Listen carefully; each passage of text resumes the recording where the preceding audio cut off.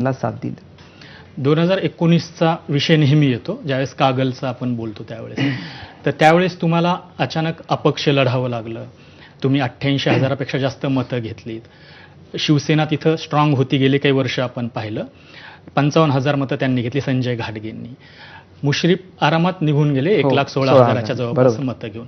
तर ते मतविभाजन झालं नसतं तर काही वेगळा निकाल लागला असता किंवा आणखी कुठले मुद्दे त्याच्यात होते असं तुम्हाला वाटतं? 101% दोन्ही मतांच्या जर आपण टोटल केली ती 1,40,000 पर्यंत जाते. आणि काही मतं अशी होती की 3 वे फाईट झाल्यामुळं थोडंसं कन्फ्युजनमध्ये एखाद्या वेळेस ते मुश्रीफ साहेबांना पडली असतील. आणि त्याच्यामुळं जर त्यांना हे करावं लागलं 3 वे फाईट, ह्याच्यामध्येच कळतं की इलेक्शन काय रेंजवर आहे. आणि त्याच्यामुळं ऐनवेळी ते झाल्यामुळं एक प्रचंड गोंधळ उडला. मला वेळ कमी मिळाला. माझं चिन्ह मला 7 ऑक्टोबरला मिळालं आणि ते सगळ्यांच्या घरात पोहोचूपर्यंत 10 ऑक्टोबर झाले होते. सो त्याचा फटका मला बसला. बरं, त्यावेळेस पण म्हणजे तुम्ही लढायची की नाही या विचारांमध्ये होतात. तुमच्या मातोश्रींनी बहुतेक तुम्हाला, तुम्ही ते भाषणांमध्ये पण बऱ्याचदा तो किस्सा सांगितलात, तर त्यांनी मग बहुतेक तुम्हाला काय आदेश दिला म्हणूया? लढायचं आहे पण थोडंसं तेव्हा एक थोडंसं आमच्यामध्ये काही लोक म्हटली कशाला काय काय पुढे विधान परिषद मिळते का बघा जावं. मी फर्म होतो, मला लढायचं आहे. पण एक काय म्हणतो की जसं जिजाऊंनी जसं स्वराज्याचं स्वप्न बघितलं तसं आईसाहेबांनी मला म्हटल्या की एकच वाक्य मला आईसाहेबांनी सांगितलं, 2019 लढली तरच 2024 तुम्ही जिंकणार. तुम्ही लढा, लोकांचा विश्वास मिळवा. 19 विजयचा इलेक्शन नाहीये, 19 लोकांचा विश्वास मिळवायची इलेक्शन. ते आईसाहेबांनी ठामपणे त्या एका वाक्यावर मी पूर्णपणे त्या इलेक्शनमध्ये उतरलो.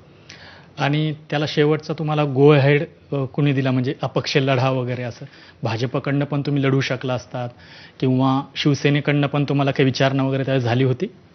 19 मध्ये वेगळा विषय होता. थोडंसं ते युतीमध्ये जे झालं त्यामुळं तो कन्फ्युजन झाला आणि त्याच्यामुळं त्या काळामध्ये मला पर्यायच नव्हता.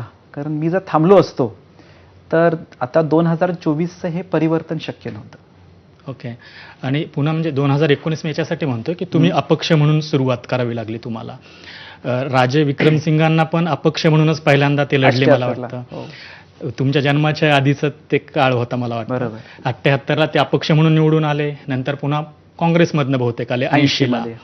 तर तुमचा प्रवास आहे त्याच मार्गाने जातोय असं तुम्हाला वाटतं का?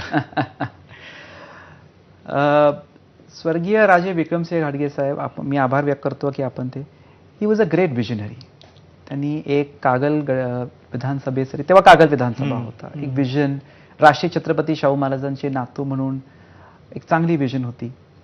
78-80 नंतर 85 मध्ये त्यांचा 231 मतांचा पराजय झाला. ते पण माननीय मुश्रीफ साहेब तिथंच गेल्यामुळे त्यांचा पराजय करून घेतला. त्यांचे जे एक अपूर्ण स्वप्न होती मतदारसंघाच्या बाबतीत, आणि तसाच प्रवास माझा करून माझ्यासाठी ही सगळे स्वप्न साकार करणं ही टॉप प्रायोरिटी आहे. आणि कागलचा आपण ज्यावेळेस विचार करतो तेव्हा